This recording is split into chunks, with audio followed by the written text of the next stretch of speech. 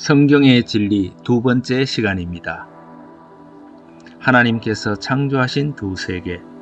오늘 주제와 연관이 있기 때문에 먼저 우주 생성에 대해 잠시 복습을 하겠습니다. 이 세상은 어떻게 생겨났을까 생각해 보신 적이 있을 것입니다. 비록 학교에서 쥐나로를 배웠지만 뭔가 찝찝한 구석은 있지요. 쥐나로는 어디까지나 그렇게 되었을 것이다 라는 가설이지 아직 과학적으로 증명된 진리가 아니기 때문입니다.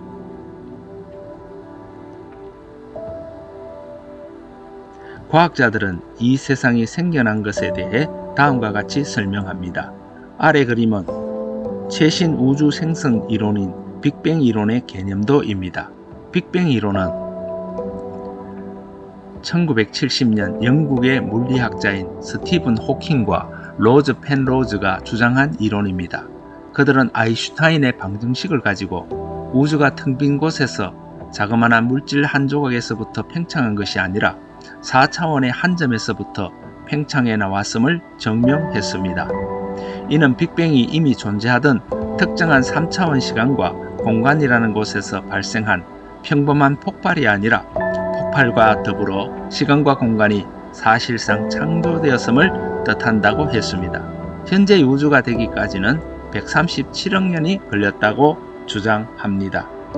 그럼 그들은 무엇을 보고 빅뱅 이론의 개념을 생각해냈는가 하면 우주에 떠다니는 중력파를 보니 그렇다는 것입니다. 중력파 하나로 전 우주의 역사를 추정해 본 것입니다. 그럼 우주 생성에 대하여 성경은 어떻게 설명하고 있을까요? 성경은 태초에, 즉 맨 처음에 하나님이 천지를, 즉 우주를 창조하시니라 라고 심플하게 설명합니다. 아무도 못 보았는데 어떻게 하나님께서 이 세상을 창조하셨다는 것을 믿을 수 있나요? 하신다면 설명해 드리겠습니다. 쥐나론자들은 쥐나의 증거로 몇 가지 화석을 증거라고 제시합니다. 거기에 비하면 하나님께서 이 세상을 창조하셨다는 증거는 이 세상 전체에 차고 넘칩니다. 여기 아늑한 거실이 있습니다. 이 거실 안에 있는 물건 중에 저절로 생겨나서 거기 있게 된 것이 하나라도 있는지 찾아보십시오. 쓸모없이 보이는 액자나 조각품도 미적인 필요에 의해 누군가가 거기 있게 한 것입니다.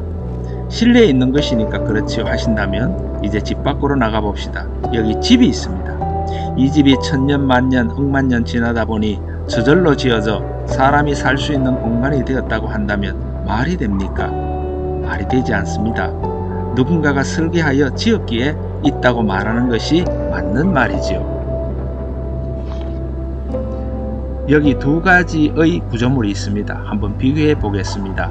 초가집, 거의 모든 자재가 자연에 있는 재료로 구성된 간단한 구조의 집입니다. 이 집이 천년, 만년, 억만년 지나다 보니 저절로 지어져 지금과 같이 되었다면 말이 되지 않습니다. 마찬가지로 우리가 살고 있는 지구라는 집, 구조물은 그 어떤 집보다도 설계가 잘 된 자동 시스템이 적용된 구조물입니다. 인력학 제2법칙에 의하면 어떤 구조물이든지 천년, 만년, 억만년이 지나다 보면 점점 더 무질서해져서 분해가 되지 그 반대로 움직여 질서 있는 구조물로 형성될 수 없습니다. 외부에서 창조적인 힘이 가해져야 질서 있는 구조물이 됩니다.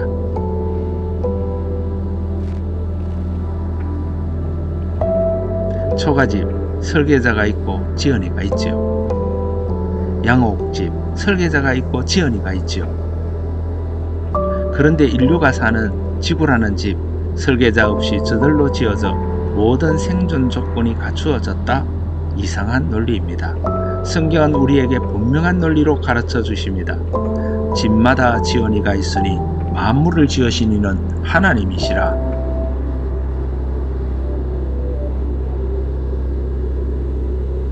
하나님께서 세상을 창조하실 때 두 세상을 창조하셨습니다. 보이지 않는 세상과 보이는 세상, 두 세계를 만드셨습니다. 보이지 않는 세상을 우리 동양권에서는 저성이라고 하지요. 성경에서는 하늘나라라고 표현합니다. 보통 영의 세계다 그렇게 이야기합니다. 보이는 세상을 우리 동양권에서는 이성이라고 하지요. 성경에서는 세상 또는 이 세상이라고 표현합니다. 물질로 된 물질 세계입니다. 하나님께서 창조하신 두 세계에서 보이지 않는 세상, 하늘나라, 영의 세계는 천사가 중심이 되어 하나님을 섬기게 하셨습니다. 보이는 세상, 이 세상에서는 사람이 중심이 되어 하나님을 섬기게 하셨습니다. 그런데 하늘나라 영의 세계에서 반역자가 생깁니다. 그 이야기는 나중에 상세히 들려드리겠습니다. 하나님께서 두 세계를 창조하셨다는 사실을 성경은 이렇게 기록해 주고 있습니다. 만물이 그에게서 창조되되 하늘과 땅에서 보이는 것들과 보이지 않는 것들과 혹은 왕권들이나 주권들이나 통치자들이나 권세들이나 만물이 다 그로 말미암고 그를 위하여 창조되었고, 우리가 기억해야 할 것은 본래 사람도 천사도 하나님에 의해 하나님을 위해 창조함을 받았다는 사실입니다. 그러면 하나님은 두 세계를 무엇으로 다스리실까요? 물질 세계는 자연 법칙으로 유지하고 다스리십니다. 영의 세계는 영적 법칙으로 유지하고 다스리십니다. 인간 세상도 문명국일수록 법으로 질서를 유지하고 다스립니다. 하나님이 만드신 자연 법칙을 연구하는 사람들이 있습니다. 과학자들이지요. 그들이 연구한 것을 기록한 책을 과학책이라고 합니다.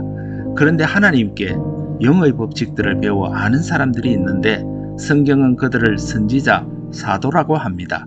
그들이 하나님께 가르침 받은 것을 기록한 책이 성경책입니다. 성경책에는 많은 영적인 법칙들이 기록되어 있습니다. 사람이 자연 법칙이나 영적인 법칙을 어기면 어떻게 될까요? 어떤 사람이 나는 중력의 법칙도 몰라, 있어도 안 믿어 하고 높은 곳에서 뛰어내리면 그 법칙을 몰라도 안 믿어도 그 자연 법칙에 의해 100이면 100, 사망 또는 중상을 입습니다.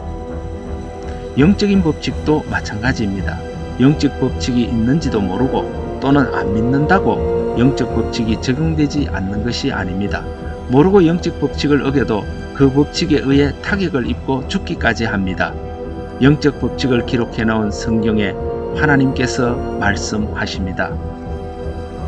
내가 생명과 복과 저주를 네 앞에 두었은즉 너와 내 자손이 살기 위하여 생명을 택하고 하나님 사랑하고 하나님 말씀에 순종하라고 하십니다.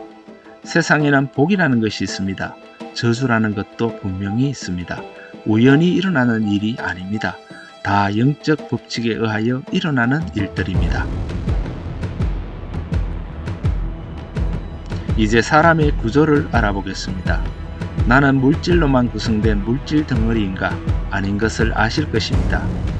왼쪽에 있는 그림을 보시면 사람은 영과 혼과 육체로 구성된 존재입니다. 보통은 사람은 영혼이 있는 존재다 그렇게 말하지요. 내 몸 안에는 나라는 의식이 있는데 이 의식은 결코 물질이 아닙니다. 중간에 있는 그림, 그럼 영과 혼과 육체는 각각 어떤 기능을 하는지 다음에 말씀드리겠습니다. 영과 혼과 육을 가진 사람에게 죽음이란 영혼이 육체를 떠나서 영의 세계로 들어가는 순간 죽었다고 말합니다. 즉 죽음은 내 육체에서 내 영혼이 떠나면 그 순간 죽는 것입니다. 사람이 왜 그렇게 생겨먹었나 하신다면 하나님께서 사람을 창조하실 때 그렇게 만드신 것입니다. 사람과는 달리 짐승은 육과 혼만 있습니다. 그래서 사람은 짐승과는 차원이 완전히 다른 존재입니다. 하나님께서 세상을 창조하실 때 두 세계를 창조하셨다고 말씀드렸습니다. 한 세상은 영의 세계이고 다른 한 세상은 우리가 지금 살고 있는 물질 세계입니다. 그런데 사람은 영혼이 있는 영적인 존재이기 때문에 사람은 물질 세계와 영의 세계에 동시에 속한 존재입니다. 그러므로 사람은 자연 법칙의 지배를 받을 뿐만 아니라 영의 법칙에도 지배를 받습니다. 사람이 자연 법칙을 어기면 대가를 치르게 되는 것처럼 영의 법칙도 어기면 그만한 대가를 치르게 됩니다. 그래서 성경은 말씀하십니다. 내 백성이 지식이 없으므로 망하는도다. 어떤 영의 법칙은 부모가 어기면 자손들까지 피해를 보는 영의 법칙도 있습니다. 그런데 지구상에 사는 많은 사람들이 하나님께서 창조주이신 것을 부인하고 하나님께서 정하신 법칙들을 무시하고 살아 이미 이 세상은 저주 아래 있습니다. 굶주림, 전쟁, 전염병. 아무리 부유하게 살아도 결국에는 늙고 병들고 죽음으로 끝나는 것이 인생입니다. 저주 아래 있는 인생이 되었다는 것입니다. 하나님께서는 하나님의 법을 어겨 저주 아래에서 저주에 매여 살아가는 사람들을 구원해 주시려고 예수님을 구세주로 이 세상에 보내주셨습니다. 갈라디아서 3장 13절 말씀.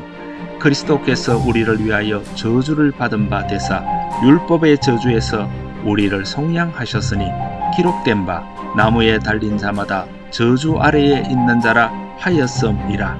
속량이란 노예가 된 사람의 몸값을 치르고 사서 풀어준다는 뜻입니다.